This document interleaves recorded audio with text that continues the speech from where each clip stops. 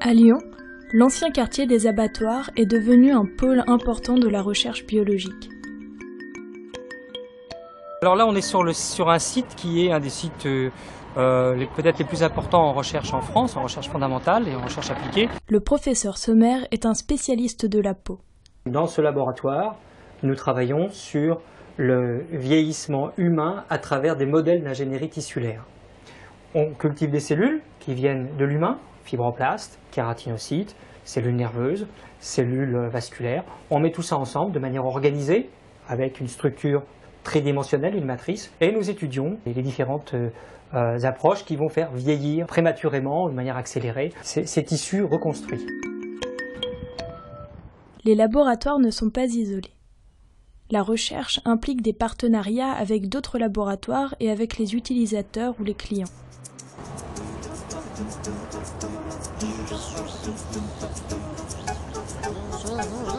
Donc on est dans une salle de culture de cellules humaines.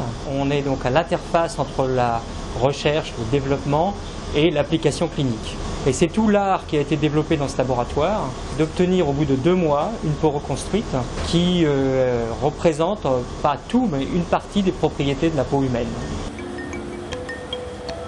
C'est des cellules humaines de la peau qu'on extrait des biopsies de peau humaine.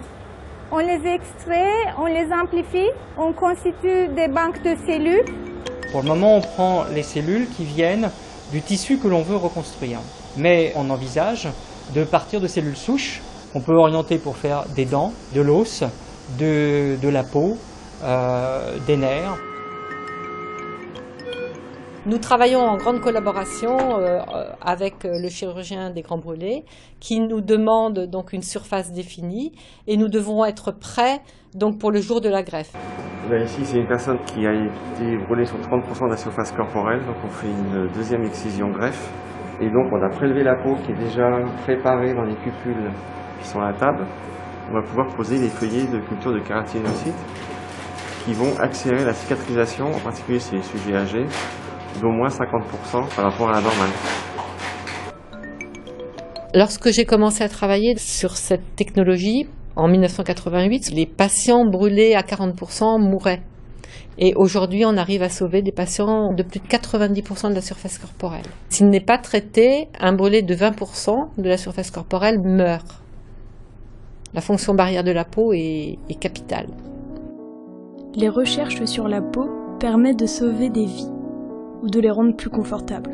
Elles représentent aussi un marché très intéressant. Notre métier, c'est vraiment de mettre au point des ingrédients qui sont ensuite utilisés soit au niveau de la cosmétique, soit au niveau de la pharmaceutique. Et notre savoir-faire est vraiment de réaliser à partir des matières premières, donc les fameux extraits qui vont être testés après sur les cellules et pour démontrer leur efficacité. Des systèmes de criblage utilisant des robots peuvent tester à très grande vitesse les effets de milliers de molécules sur la peau. Donc l'avantage, c'est que de cribler énormément d'actifs comme cela rapidement permet à coup sûr de trouver au moins 1, 2 ou 3 molécules qui sont actives.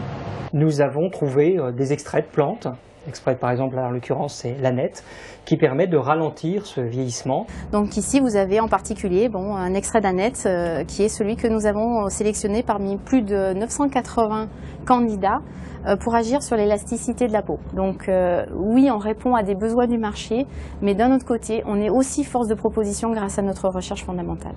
Il y a un contrat qui se fait entre les établissements publics, encore une fois CNRS, Université, INSERM, avec un retour sur investissement pour aussi bien l'industriel que le laboratoire académique.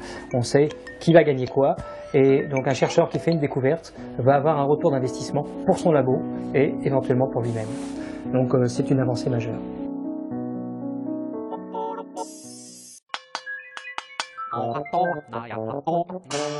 YouTube